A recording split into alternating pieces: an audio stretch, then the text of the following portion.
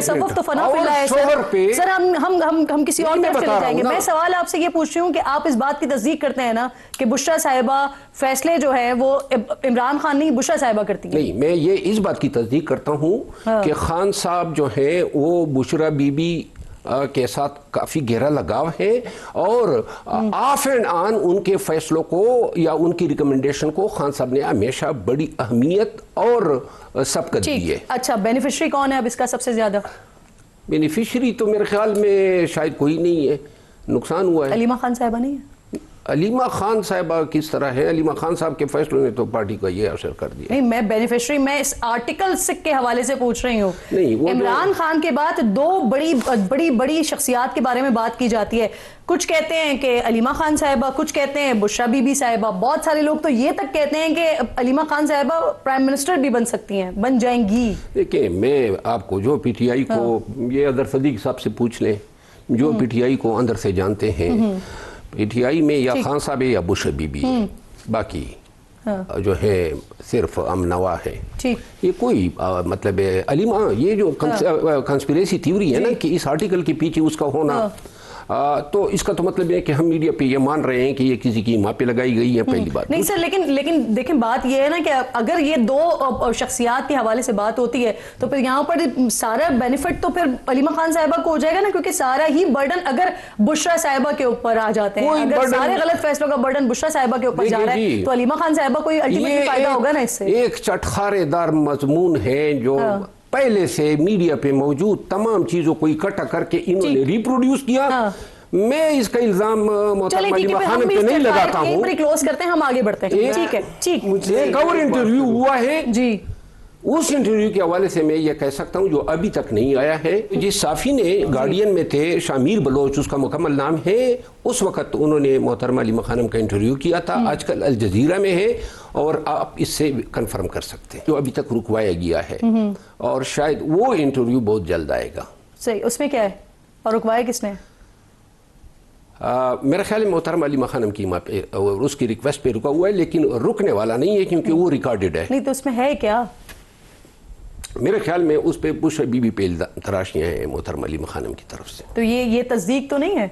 नहीं, ये वो नहीं है, वो दूसरा है। वो उन्होंने बलोच साहब को दिया था। ये जो है ना, ये तो ओवन बेनेट और बुशरा तस्कीन को जो है इन्होंने इस पे वर्क किया है बकौल उनके।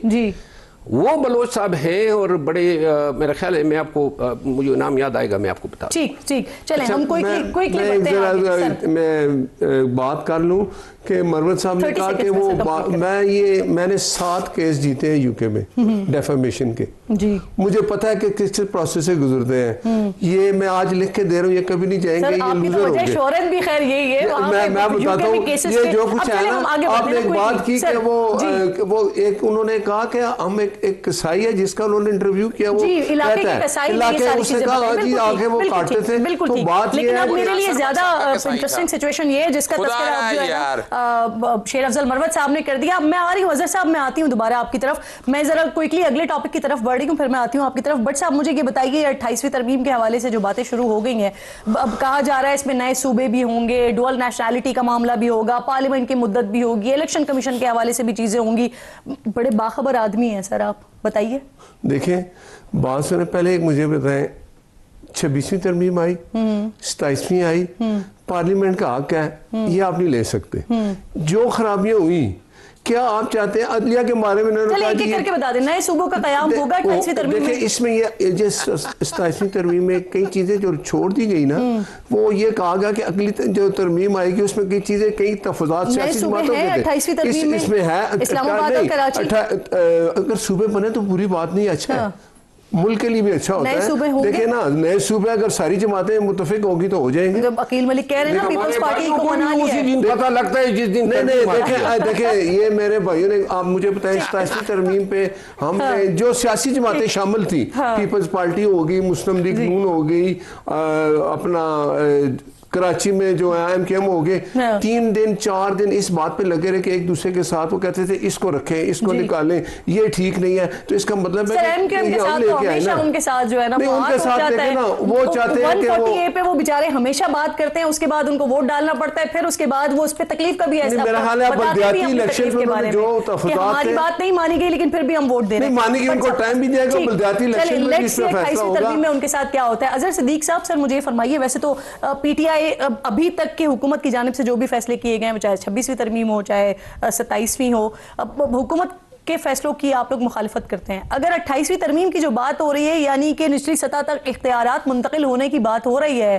نئے صوبوں کے قیام کی بات ہو رہی ہے, تو اس پر پاکستان تحریک انصاف حکومت کا ساتھ دے گی, اس کو قبول کرے گی؟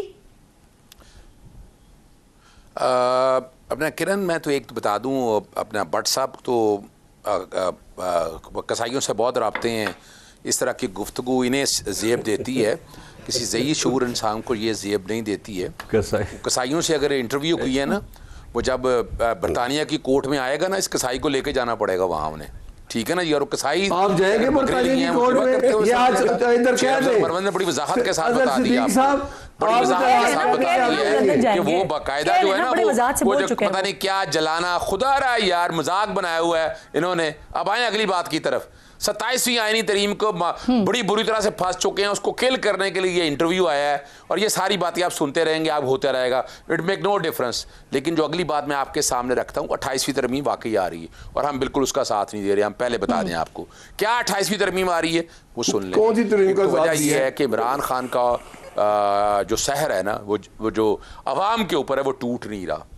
کیسے توڑنے کی کوشش ہے؟ نہیں اب اظہر صاحب 28ویں ترمیم میں کیا ہے, آپ کچھ کہہ رہے تھے سر. 90 کے قریب ہائی کورٹ کے ججز پنجاب کے اندر, یعنی ہر صوبے کی علیحدہ ہائی کورٹ بنانا ہے انہوں نے. یہ پورا ایجنڈا مجھے پتا ہے کہ کیا کچھ ہو رہا ہے. یعنی اس سے چاہ رہے ہیں کہ کنٹرول اب ہر طرح سے اپنے, یعنی کل روئیں گے یہ بھی, یہ نون لیگ والے بھی روئیں گے. کل ایک صوبہ اللہ رکھے کے پاس, دوسرا صوبہ محمد بوٹے کے پاس, ابھی تو پورا پنجاب لے کر بیٹھے ہوئے ہیں نا. ان کو اندازہ نہیں ہے کیا ہوگا. لوکل گورنمنٹ بھی ان کے ہاتھ سے چلی جائیں گی جی, اور سب کچھ چلا جائے گا. آپ مجھے خبر لینے دینا, جو آپ نے خبر نہیں دی دیکھیں وہ دے رہے ہیں, مجھے ان سے بات کرنے دیں. اظہر صاحب مجھے فرمائیے نئے صوبے ہیں اس میں 28ویں ترمیم میں؟ سر میں نے کہہ دیا ہے نا, مجھے میرا کام کرنے دیں, آپ اپنا کام کریں نا, آپ خبر دیں. اچھا اگلی بات آ جائیں آپ. اچھا اس سے نقصان کیا ہونا ہے؟ لوکل گورنمنٹ بھی ہر کو اب کسی اور کی ہوگی, اوپر والی گورنمنٹ کسی اور کی ہوگی, یہ ہاتھ ملتے رہ جائیں گے. ان کے پاس یہ آ جائے گا لاہور کا صوبہ ایک, نوٹڈ ڈاؤن, اور پیپلز پارٹی کے پاس صرف ایک لاڑ کرنا کا رہ جائے گا, کراچی بھی ان کے ہاتھ نہیں آئے گا. چلیں یہ کرنے جا رہے ہیں. اس کے علاوہ لوکل گورنمنٹ کا دیکھیں, وہ تو میں بڑے عرصے سے بات کرتا ہوں کہ جس طرح انڈیا کے اندر ہے لوکل گورنمنٹ کے قانون کو ایک پروٹیکشن ہے کہ 5 سال بعد الیکشن ہونے چاہیے. کس کے پاس کیا رہے گا سر, یہ وقت بتائے گا, کیونکہ دوسری طرف تو ابھی تو آپ لوگوں کے لیے خطرے کی تلوار وزیر مملکت برائے داخلہ کہہ رہے ہیں کہ کام صحیح سے کریں, ورنہ پھر ہمارے پاس دوسرا آپشن بھی موجود ہے. تو یہ دیکھنا پڑے گا کہ کس کے پاس کیا رہے گا. ایک چھوٹا سا بریک مجھے لینا ہے ناظرین, بریک کے بعد واپس آتے ہیں.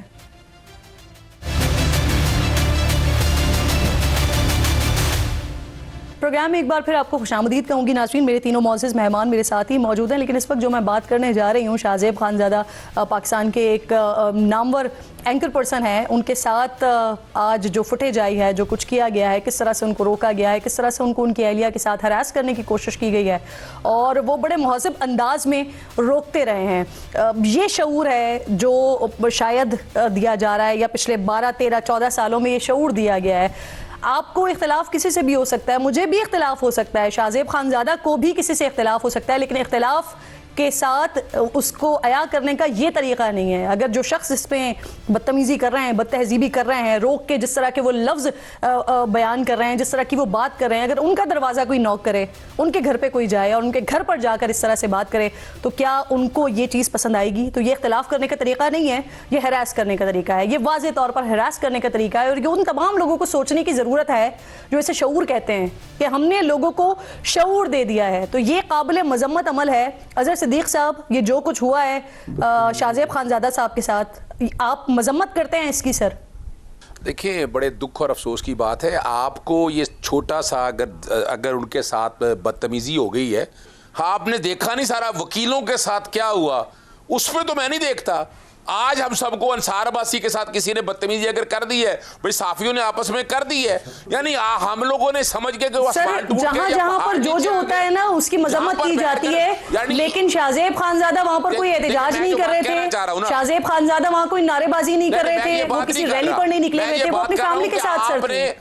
نا سمجھے بات کو میری کو، آپ نے یہ سارا کام پاکستان تحریک انصاف نے نہیں کیا، موجودہ حکومت نے جو تباہی و بربادی کی ہے۔ مجھے صرف اتنا بتائیں کہ یہاں باہر آپ احتجاج کے لیے نکلنے نہیں دیتے کسی کو، اگر یا تو دیکھیں نا آپ عوام کو باہر آنے دیں، بات کرنے دیں۔ اب تو عوام کو جہاں سڑکوں میں ملے گا یہی کرے گا، میں اس کو سپورٹ نہیں کر رہا، لیکن میں وجہ بتا رہا ہوں آپ کو کیا ہوا ہے کہ ہائبرڈ نظام کو، یعنی یہاں کے پولیس والے بندہ اٹھاتے ہیں 1000 بندہ CCTV نے مار دیا، جو سننے میں آ رہی ہے باتیں ساری، کیا ہو گیا یہاں پر؟ یعنی ہم یہاں پر ایگزیکٹو میجسٹریٹ نظام آگے لے کر آ رہے ہیں۔ میں مریم اورنگزیب صاحبہ کو یاد کروں، چاہے میں باولا صاحب کو یاد کروں، یہ چیزیں بہت زیادہ عام ہوتی جا رہی ہیں سر، جو نہیں ہونی چاہیے، اس سے ہمارے ملک کا بھی تشخص خراب ہوتا ہے سر۔ روکنا کس نے؟ میں دیکھیں 4 سال میں لندن رہا ہوں نا، تو یہ جو بدتمیزی تھی، مجھے اجازت دیجیے بٹن کا بند کر دیں پلیز، دیکھیں نا وہ سر میرے معزز مہمان وہ بھی ہیں، عزیز صاحب اجازت دیجیے۔ بات ادھر جو کچھ ہم نے دیکھا اور یہ کہتے تھے یہ ہم نے شعور دے دیا ہے، میاں صاحب ہم دفتر سے باہر نکلتے تھے، سامنے لوگ کھڑے ہیں، لیکن وہ ہمیشہ کہتے تھے کہ بھائی ان کو چھوڑ دو، یہ خود ٹھیک ہو جائیں گے۔ یہ تو تسلسل رہا ہے اور آج یہاں تک کیوں پہنچے ہیں؟ یہ اس کو مذمت کیوں نہیں کر رہے؟ ان کو کرنی چاہیے، لوگ ہماری کہہ رہے ہیں نا مذمت تو وہ کر رہے ہیں، لیکن آگے دیکھیں نا وہ ڈیفینیشن اس کی کیا ان سے کہنا وہ آئلینڈ میں ایک بندہ بیٹھا ہوا ان کا، وہ آئلینڈ میں بندہ بیٹھا گالیاں نکالتا ہے، وہ غور کریں سنائیں ان کو، وہ اس کی مذمت کریں پہلے جا کر، یہ جو آئلینڈ میں بیٹھا ہوا ایک آدمی جو نواز شریف کے ساتھ تقریریں ہیں، ناصر بھٹ صاحب کے ساتھ تصویریں ہیں اس کی، غور کریں ذرا۔ یہ دیکھیں نا، یہ میں آپ دونوں سے ریکویسٹ کروں گی، میں آپ دونوں سے ریکویسٹ کروں گی، لڑائی جھگڑا میرے شو پہ لڑائی جھگڑا نہیں ہوتا، میں چاہتی بھی نہیں، میں آپ دونوں سے ریکویسٹ کرتی ہوں، میں آپ دونوں سے ریکویسٹ کرتی ہوں، سر آپ بول رہے ہیں تاکہ دونوں تھوڑے پانی پیئے سر، آپ پلیز میرے شو میں لڑائی نہیں ہوتی، لڑائی نہیں ہوتی میرے شو میں، سر پلیز عزیز صاحب پلیز۔ شہزیب خانزادہ کے ساتھ جو ہوا ہے بہت برا ہوا ہے، شدید الفاظ میں مذمت کرتا ہوں، اور اگر پاکستان میں کسی کے ساتھ بھی اس طرح کا ہوا ہے، ہر وقت پہ ہر فعل کی، ہر روش کی ہمیں مذمت کرنی چاہیے۔ اور ساتھ میں ایک یہ بھی کہہ دوں کہ اگر ایسے لوگ جو ہیں اپنے آپ کو پی ٹی آئی کے ساتھ جوڑنے کی کوشش کرتے ہیں تو پی ٹی آئی کو لا تعلقی کرنی چاہیے، تو لا تعلقی بھی کرنی چاہیے، اور ان لوگوں کو علم ہونا چاہیے کہ اس پارٹی کے تشخص، اس پارٹی کا چہرہ جو ہے آپ مسخ کر رہے ہیں۔ ایک بات میں اس کی مذمت بھی کر دوں نا، مدینہ پاک میں جا کے جی سر میں نے اس کا تذکرہ کر دیا، آپ تینوں مہمانوں کی میں بے حد شکر گزار ہوں، میں بے حد شکر گزار ہوں۔ ایک بار پھر ہماری طرف سے جو کچھ ہوا ہے شہزیب خانزادہ کے ساتھ، ہم اس کی بڑی مذمت کرتے ہیں۔